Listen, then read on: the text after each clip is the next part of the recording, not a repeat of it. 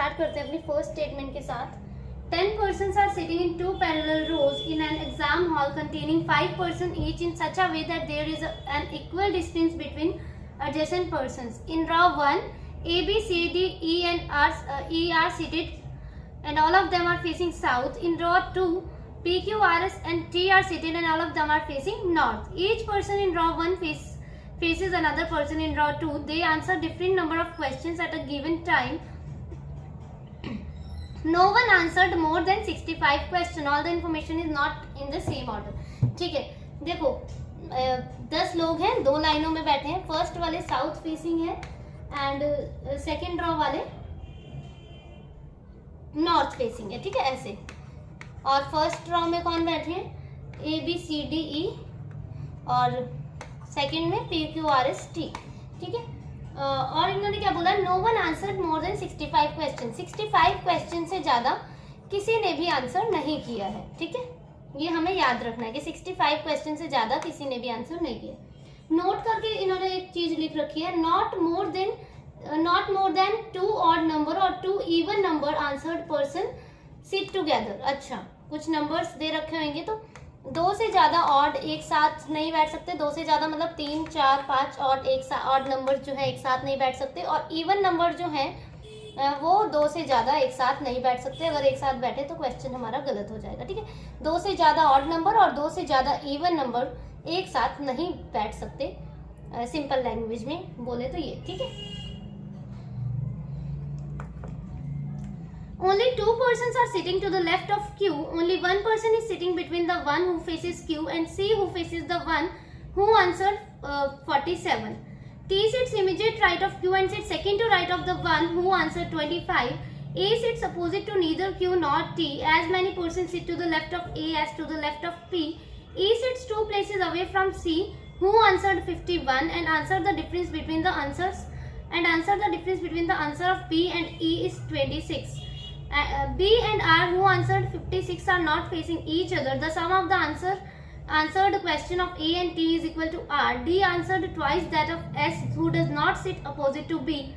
A answered thrice that of T. B and Q answered a square number of questions but more than P. B answered more than Q. ठीक है, start करते हैं बनाना।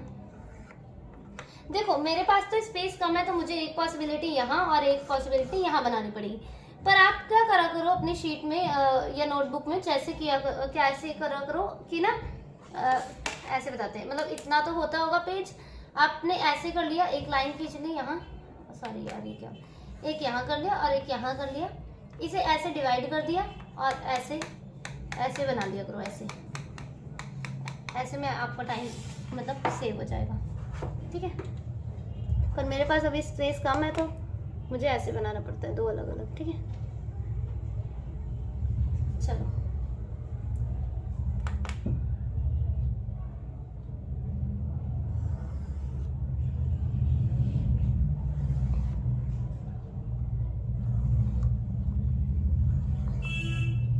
ये possibility number 1 है। First row वाले कैसा देख रहे हैं? साउथ, तो ये हमारी फर्स्ट रो है। सेकंड वाले नॉर्थ, ये सेकंड है। ठीक है,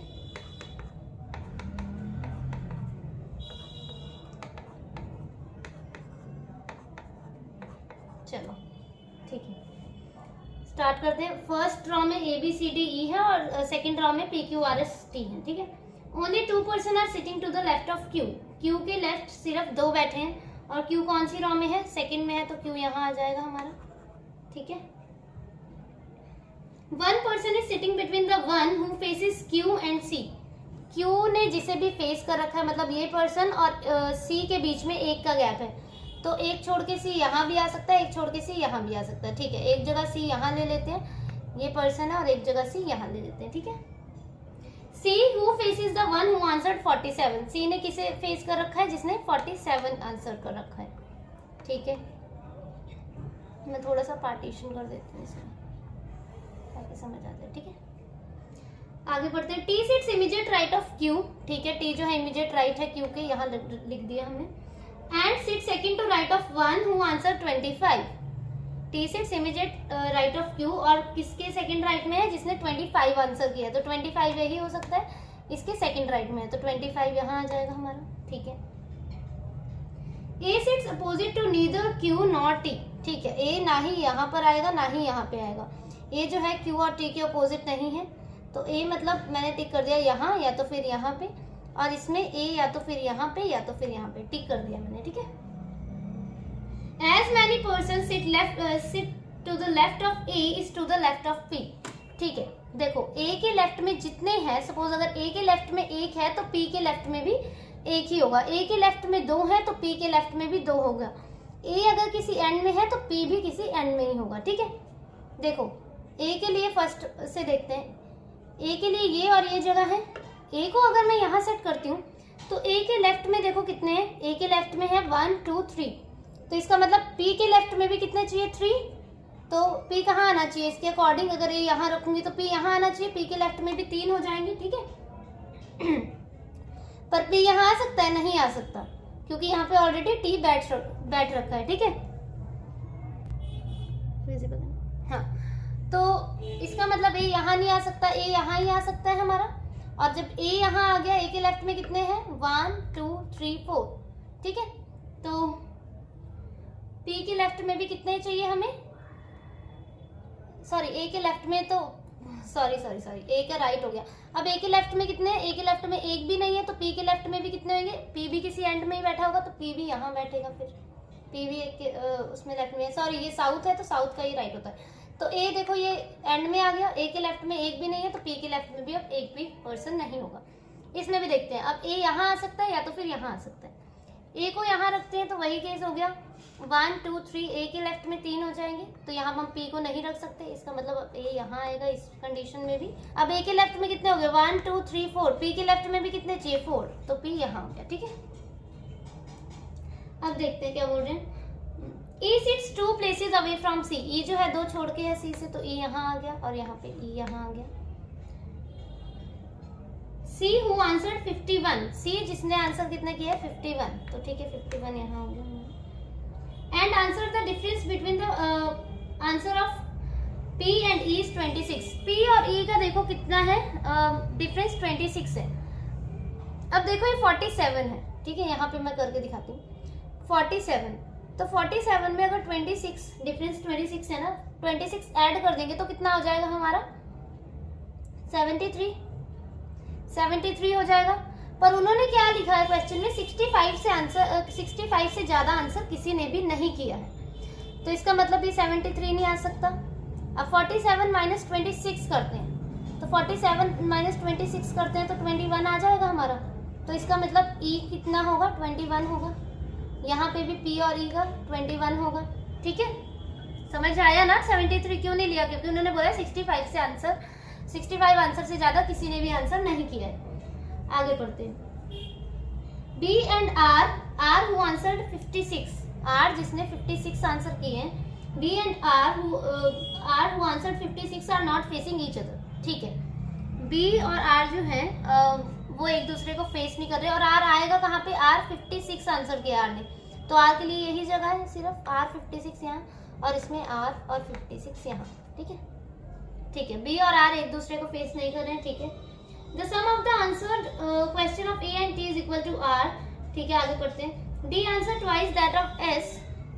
ठीक है, S who does not sit opposite to B, S जो कि अपोजिट नहीं है B के। देखो यहाँ पे इस वाली केस में देखो S यहाँ आ सकता है, S भी B के अपोजिट नहीं है, मतलब B यहाँ नहीं आ सकता, B यहाँ आ जाएगा। यहाँ पे भी S यहाँ ही आ सकता है सिर्फ, और कोई जगह नहीं है, B यहाँ नहीं आ सकता, B यहाँ आ जाएगा। अब क्या किसके लिए, D के लिए ये जगह बच गई सिर्फ हमारे पास। ठीक है, अब देखते हैं एक करके और क्या बोल रहे हैं। A answered thrice that of T, B and Q answered a square number of question but more than P, B answered more than Q। ठीक है, B ने जितने भी आंसर किए हैं वो ज्यादा है Q से। देखो यहाँ से पढ़ते हैं, sum of the answered question of A and T is equal to R। A and T ने कितने किए हैं, R के इक्वल है, R के इक्वल है 56। अच्छा देखो यहाँ पे स्पेस नहीं है मेरे पास, एंड आगे क्या लिखा था, D answer twice that of S. ठीक है, ये कर सकते हैं। डी जो है एस से ट्वाइस है, मतलब 25 है ये, तो ये कितना हो जाएगा 50, और इसमें भी ये 25 है तो ये 50 हो जाएगा। ठीक है, और B and Q answered a squared number but more than P. Okay, इसमें समझाऊं कैसे मैं? देखो वेट, मुझे ना इसमें समझाना पड़ेगा। देखो इसको हटाती हूँ, 2 मिनट, इसको दिखाती हूँ, या तो फिर वेट, चलो इसमें देखती हूँ मैं। हाँ जी, इसमें ही देखो, इसमें ही समझा सकती हूँ मैं, उसमें स्पेस नहीं है। देखो बोला क्या इन्होंने, देखते हैं, वेट, ये एक बार मैं आपको ये शो कर देती हूँ। देखो, the sum of the answered question of A and T is equal to R. A and T is equal to R, ऐसा ही बोला है। इन दोनों का जो सम है वो आर के इक्वल है। और आर कितना है, देखो यहाँ पे दिख रहा है आपको, आर कितना है, आर 56 है। तो ठीक है, आर कितना है हमारा, आर 56 है। और इन्होंने क्या बता दिया है हमें नेक्स्ट वाली लाइन में, A answered thrice that of T. A जितना भी टी ने किया है, ए जो है उसके थ्राइस है, 3 गुना है। तो ठीक है, लेट टी जो है x मान लेते हैं, टी को x मान लेते हैं, और a को क्या करते हैं 3x मान लेते हैं, क्योंकि जितना भी टी ने आंसर किया है, सपोज अगर टी ने 10 आंसर किया है तो a ने कितना किया होगा, उसके 3 टाइम्स मतलब इंटू 2 मल्टीप्लाई बाय, इंटू 2 नहीं, इंटू 3 मल्टीप्लाई बाय 3, तो a ने कितना किया होगा 30। तो ठीक है, a को जब हमने t को x माना और a को 3x, तो कितना हो जाएगा, a plus T is equal to R था। तो x plus 3x is equal to हमारे पास कितना है, 56 है। तो 4x इज इक्वल टू 56, और x की वैल्यू कितनी आ गई हमारे पास, 14। तो जब x की वैल्यू, x कौन था हमारा, x t था, x की वैल्यू 14 आ गई, तो 3x की वैल्यू कितनी आ जाएगी, 3 इंटू 14 दैट इज 42। तो a की वैल्यू कितनी आ गई हमारे पास, 42। तो ये हमारा यहाँ से निकल गया, t जो आ गया हमारा 14 और a कितना आ गया 42। तो मैं यहाँ पे ये लिख सकती हूँ। ठीक है, लिख देते हैं हम यहाँ पे कि a कितना आया हमारा 42। ठीक है, a 42 और t 14, यहाँ पे t 14 और a 42। ठीक है, यहाँ पे मैंने ऐसे लिख दिया। यहाँ तक क्लियर हो गया ना आपको? ठीक है, देखो एक और ये भी समझाना पड़ेगा कि b and q answered a square number question.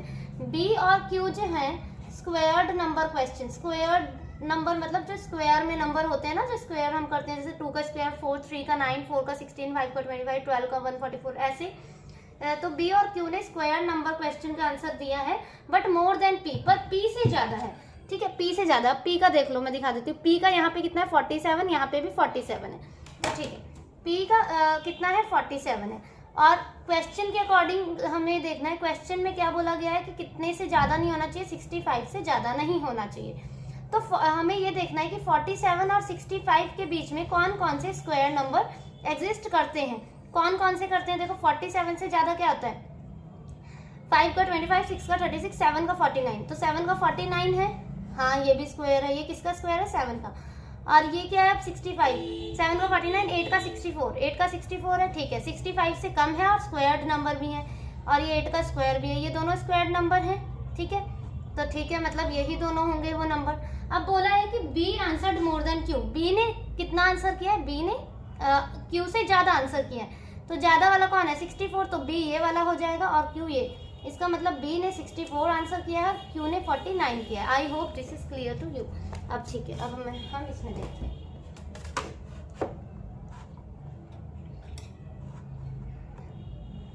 ठीक है, तो अब हम लिख देते हैं बी ने 64 किया है और क्यू ने 49, और इसमें भी लिख देते हैं क्यू ने 49 और बी ने 64। अब हमें क्या करना पड़ेगा, देखो बन तो दोनों ही पजल गए, पर कुछ तो गलत ही होगा ना किसी में। देखो नोट में क्या लिख रखा है उन्होंने, not more than 2 odd number और 2 even number answer person sit together. मतलब 2 से ज्यादा ऑड नंबर और 2 से ज्यादा इवन नंबर एक साथ नहीं बैठेंगे। ठीक है, फर्स्ट वाले केस से ही देखते हैं। ये ऑड है, इवन, ऑड, इवन, इवन। ठीक है, कोई बात नहीं। 2 से ज्यादा मतलब हमें 3 नहीं दिखनी चाहिए। ठीक है, मतलब ये वाला ठीक है। सेकंड वाली रो में देखते हैं, ये भी ऑड, ये भी ऑड, ये भी ऑड। बोला क्या है, 2 से ज़्यादा ऑड नंबर नहीं बैठ सकते। 2 से ज़्यादा नहीं बैठ सकते तो इसमें कैसे बैठ गए, इसमें तो 3 बैठ गए, इसका मतलब ये गलत हो गया, ये कंडीशन गलत। इसमें भी चेक कर लेते हैं, देख लो, even even odd even even even odd odd even odd, ठीक है। मतलब ये वाली सेकंड वाली जो कंडीशन है ये वाली हमारी सही होगी, ADEBCRSQTP, ठीक है।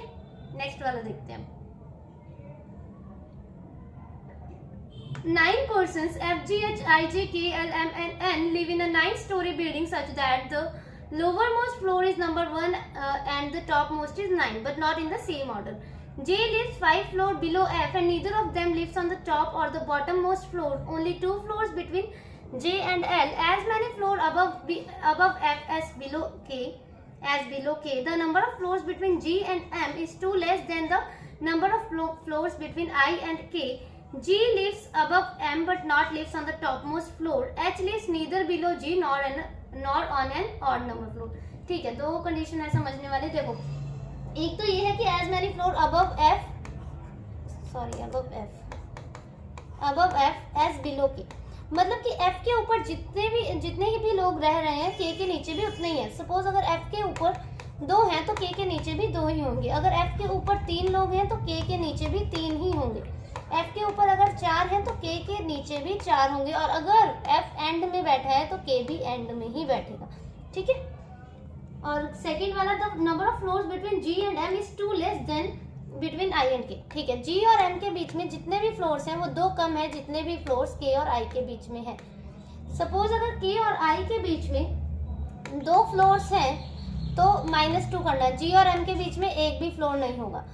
के और आई के बीच में अगर 4 हैं तो 4 - 2 जी और एम के बीच में 2 हो जाएंगे। के और आई के बीच में अगर 6 हैं तो जी और एम के बीच में 4 हो जाएंगे। के और आई के बीच में अगर 5 हैं तो जी और एम के बीच में कितने हो जाएंगे, 3 फ्लोर्स हो जाएंगे। के और आई के बीच में अगर 3 हैं तो जी और एम के बीच में कितने हो जाएंगे, 3 - 2 = 1, 2 फ्लोर्स कम हो जाएंगे, ठीक है। बनाना स्टार्ट करते हैं। 9 है ना, 9,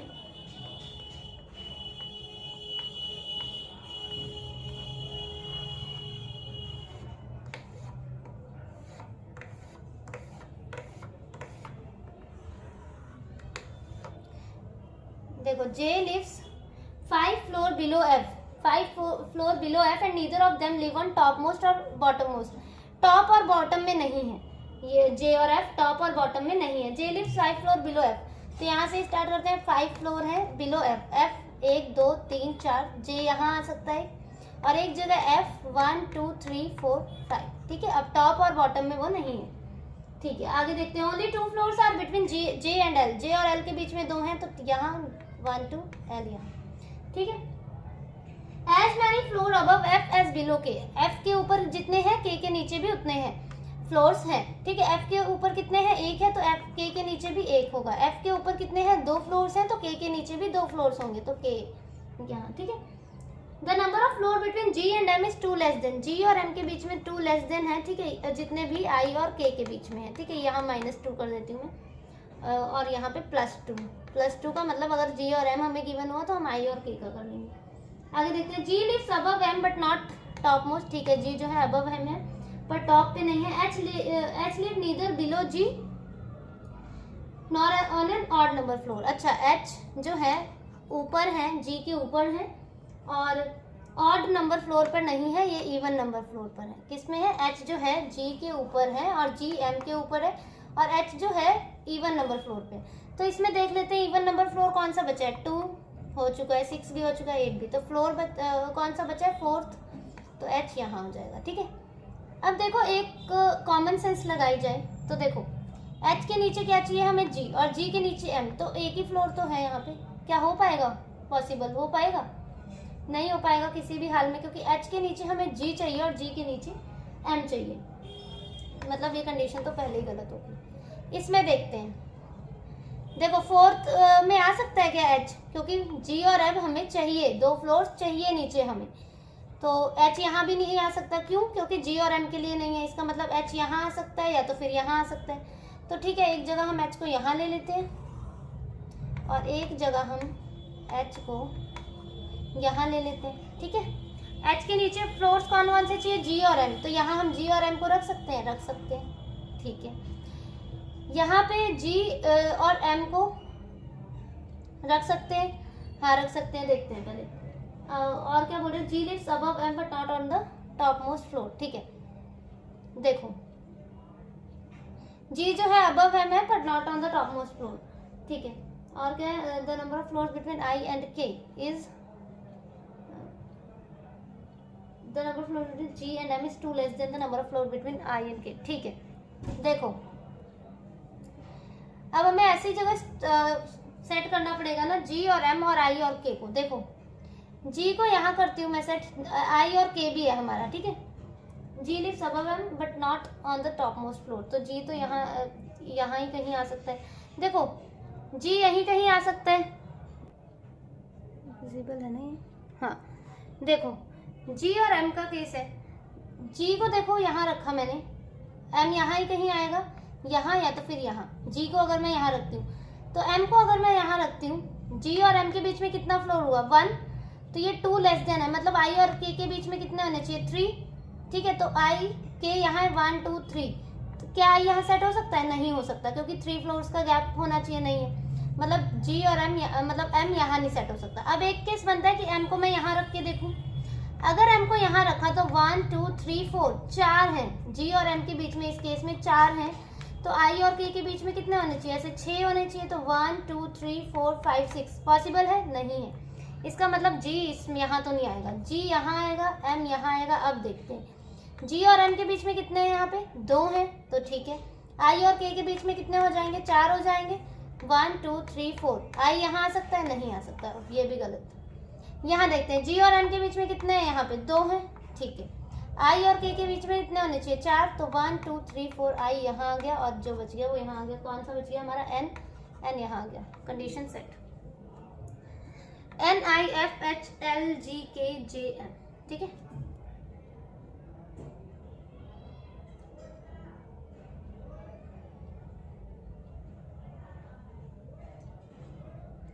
Six boxes are placed one above another and they are all Z, Y, X, W, V and U but not in the same order. All the boxes are having different number of chocolates in the range of 11 to 40. There are only 2 boxes kept above Z box. Only one box is kept between the Z box which contain even number of chocolate but less than 15 and the box containing 12 chocolate which is placed at top. The X box which contains 21 chocolate is kept immediately above V. The difference between the number of chocolates in the Z and V is 5 and there are 1 box between them. There are 2 boxes kept between the Y and the box X. Box Y is kept at one of the places above W which is not placed at bottom. Box U and W has odd number of chocolate but above 30 with the difference of 8. ठीक है, देखो 6 5 4 3 2 1.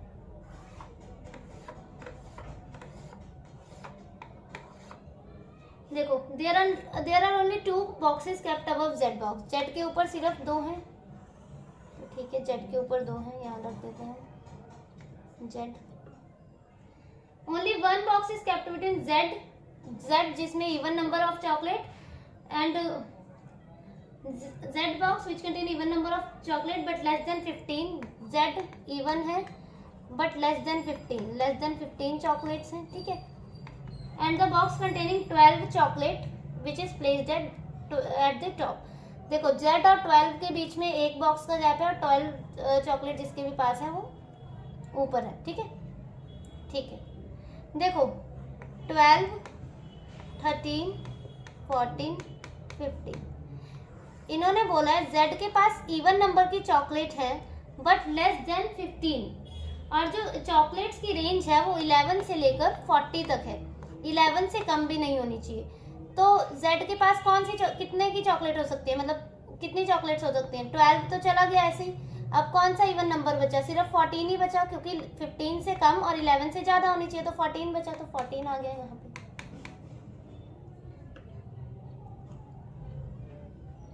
The X box which contain 21 chocolate is kept immediately above V. X जो है immediately above we है और x के पास कितनी है 21 चॉकलेट्स है, तो ठीक है x 21 immediately above V, x 21 immediately above V.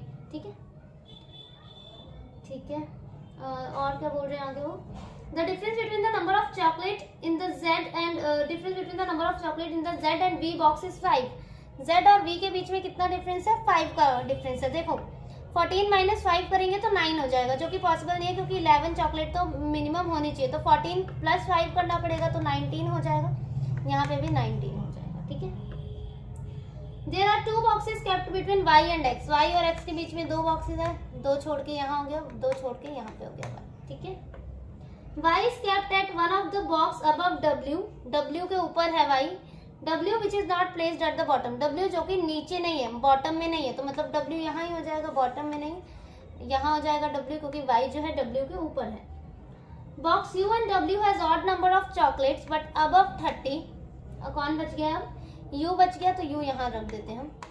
ठीक है, u और w के पास ऑड नंबर की चॉकलेट्स हैं, ऑड नंबर की, बट अबव 30 से ऊपर है। ठीक है, विद द डिफरेंस ऑफ 8 का डिफरेंस होना चाहिए। ठीक है, देखो 30 से लेकर 40 तक है चॉकलेट्स। ठीक है, टोटल 40 तक ही है रेंज जो है इनकी, तो कितने का डिफरेंस होना चाहिए, 8 का डिफरेंस होना चाहिए। ठीक है, तो क्या हो सकता है, देखो अगर मैं यहाँ पे काउंटिंग लिखूँ 31, 32, 33, 34, 5, 6, 7, 8, 9, 40, देखो 8 का डिफरेंस चाहिए और दोनों जो हैं ऑड नंबर की चॉकलेट्स हैं, तो 31, 8 का डिफरेंस कितना हो गया 39, 31 प्लस 8 39 और दोनों ऑड नंबर है, हो सकता है। ठीक है, उसके बाद 32 प्लस 8 40, दोनों इवन है, नहीं हो सकता। 33 प्लस 8 कितना हो जाएगा 41 तो हो ही नहीं सकता क्योंकि रेंज ही 40 तक है, इसका मतलब और कुछ नहीं हो सकता है, 31 और 39 हो सकता है। तो u और w में 31 और 39 हो सकता है, 31 और 39, ये हम अकॉर्डिंग टू क्वेश्चन जो है ना वो कर लेंगे। क्या किसका था, u और w में था ना, u और w में था, तो ठीक है u और w में था, यहाँ y में क्यों नहीं लिख रही हूँ, देखो u और w में था तो ये तो पॉसिबल ही नहीं हो सकता क्योंकि ये तो अबव 30 है ही नहीं, इसका मतलब ये कंडीशन गलत, ये सही होगी। y 12, w 31 and 39, z 14, x 21, v 19 और u 31 या तो फिर 39, इसको अकॉर्डिंग टू क्वेश्चन हम लोग कर लेंगे। ठीक है, इसको चेंज, अगर वो w को 31 बोलेंगे तो u को 39 और w को अगर 39 तो u को 31। ठीक है, ठीक है, आप मेरा टेलीग्राम चैनल ज्वाइन कर सकते हैं। ठीक है, बैंकर्स एवेन्यू से है।